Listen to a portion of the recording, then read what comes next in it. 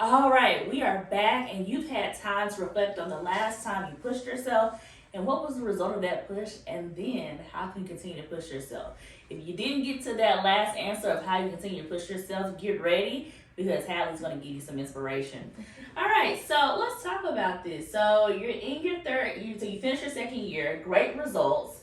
Did something you've never done before. You pushed yourself, was successful. What happened next? You teach your third year, stay in Memphis. What was next? Yeah, so I decided I was going to stay in Memphis. I had met my now husband of 10 years, Okay, my first year okay. in the Corps, and I really was enjoying my school placement, so I agreed to teach summer school, and I told them, that I might be willing to teach a third year, but I had some interviews going on. I had been introduced to one of the Teach for America board members, Sam Graham, and he was CEO of a company called Diversified Trust Company. And we went and had lunch, and then he said, why don't you have lunch with this other person that works with me, Ashley Rimmers, who's also a Teach for America former board member. And they said, look, we need some help. We need a junior person to come in and just sort of learn our business. And so I said, well, I'm interested. So sure enough, in July of 2011, I went to go work for Diversified Trust Company here in Memphis. And I have been there now for 14 years. But it's kind of amazing how, I never would have thought, oh, I'll stay in Memphis forever, but I've been here now for 14 years. Thank you to Teach for America for bringing me here. Yeah. I met my husband. Yes. I found a great company that I love and that is also very supportive of my values and of Teach for America. I love that I work with people now that, also share the same values. And so it was a challenge, obviously, to jump from teaching into a totally different business, but it was exciting, and again, a chance to push myself, obviously, as a different kind of challenge. But I've definitely seen how the skills that I gained from Teach for America, and I think people that I work with even will say, you're so great at explaining things to our clients. And it's like, well, that's the teacher in me. Yes.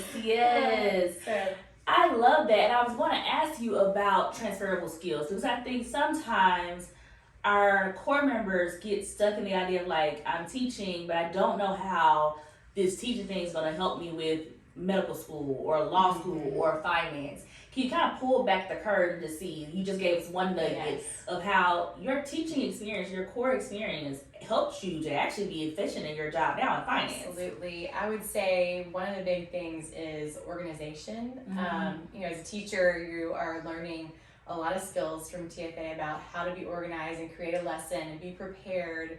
And that's come in very handy in my business, just in terms of relationship management of our clients and keeping all of that together and feeling like I'm not letting anything fall through the cracks. Like I'm not leaving any child behind, making sure, you're keeping track of everybody and their progress. Right. And that's kind of what I do for my clients, keeping track of what are we working on for them? How am I helping them reach these specific goals or solve certain problems? And so the organization factor, also just the leadership and confidence. I think a lot of, what I have learned and over the years is that throwing me into that classroom and forcing me to get in front of 20 11-year-olds really gave me a big boost of confidence in myself, and also that my Teach for America CMs and other core members and my administration believed in me and said we know you can do this, and that gave me a lot of confidence to where now I feel like I can go into a meeting with clients that maybe have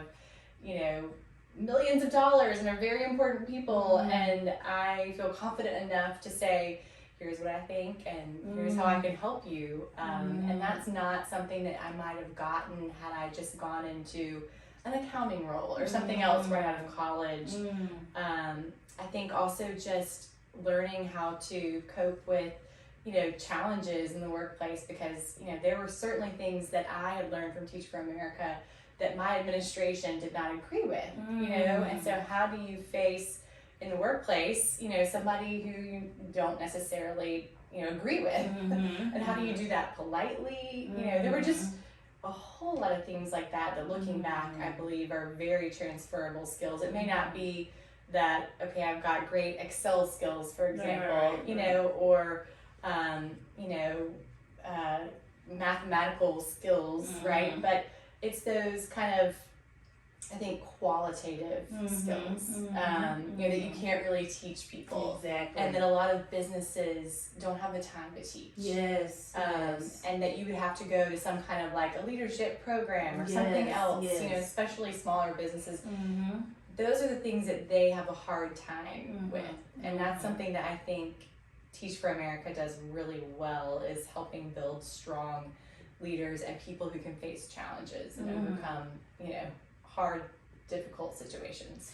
I love that because I think so. I keep saying I love that, y'all. I know I'm catching that, but I do love it, honestly. Because I do think that the world needs people that can stand in the gaps, and the world needs people who can fight at every single stage of the journey, whether it be fight for people behind, fight for people ahead. Everybody at every stage needs somebody to fight with them and fight for them and fight alongside them for change. And you have to be built for that. But you gotta, like, you go to training, you go to the gym, you work out.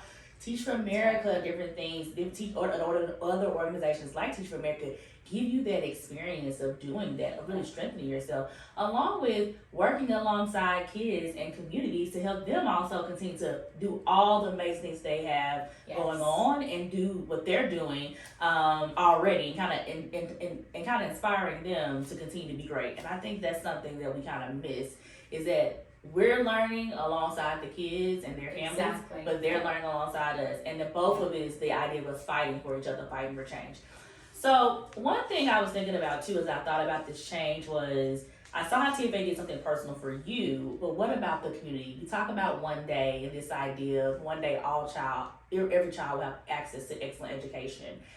How is the role you're doing now providing access to children and or their family or community access to potentially things that can lead to quality education for them? You know, for me today, it's hard because I'm in an office job that, you know, is not directly related to education. So I have tried over the years to support Teach for America through programs like the City Ambassadors was a group that, you know, we put together a while back now, and has been, you know, in and out in terms of the activity. But what I loved about it was being able to support teachers, because what I learned was to be a good teacher, you need a strong support system. You need people that believe in you and that are encouraging you.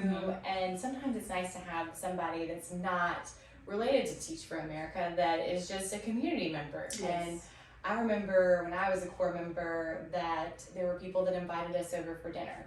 And it meant so much to go into someone's home and to feel like, wow, this community really cares about what we're doing and the hard work that I'm putting in. And so for me, I have tried to do that over the years, to invite, you know, core members into my home and have a dinner. Or I'm currently, you know, I'm supporting an MTR, actually, teacher that I happened to meet who started babysitting for me, but then it turned into, okay, let me try and give you some support and some guidance. And she's not from here, doesn't have many connections, and I think it's meant a lot to have just another outlet, you know.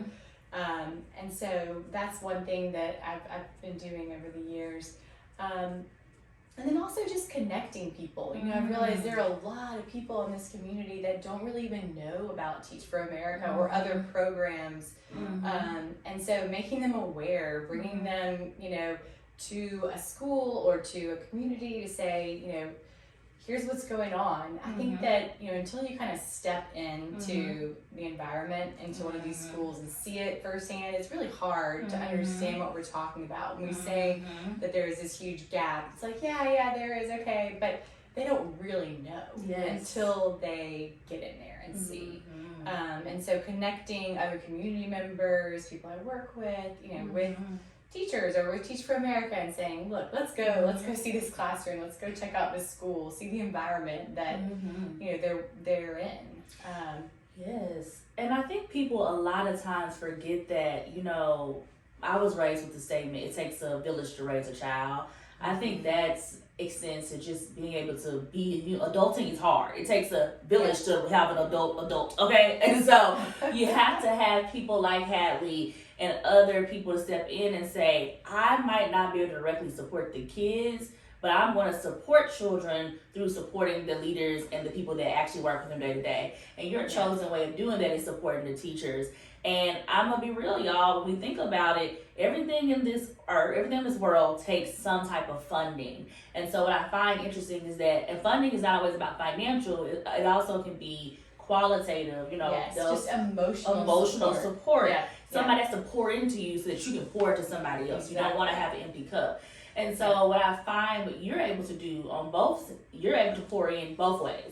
Your way of helping with one day is you're pouring in emotionally to various teachers and various leaders and various teachers in our community, but you're also pouring in financially by setting up connections for people so they can get the resources they might need. Because sometimes we go into schools, you might realize that, like, yes, academics is important, but the kid doesn't have a coach. There's a bunch of kids that don't have coats. So now this organization can volunteer and give coats or meals, or the parents don't have access to jobs or whatever. That might be the situation. Or they have jobs, they want something else, or the resources or housing or being able to do something else. So I think it's very important that we don't forget that it takes a village to raise a child, but it also takes a village to help adults adult. Yeah, it does. And we actually, as a firm, as a company, we took a day and went to Cornerstone in Binghamton, and we helped them just clean out their library, like just completely clean up all this stuff at the school. And there were 30 of us, I think, there.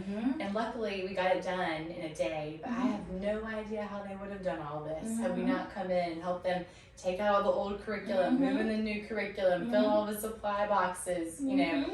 And so they were super appreciative of that. And that's something that I think, we kind of, think, oh, that's not, something that I need to help with. No, actually they've got it, but really it makes such a difference. And just volunteering, your time, whether it's with a school or with an individual, can have a huge impact.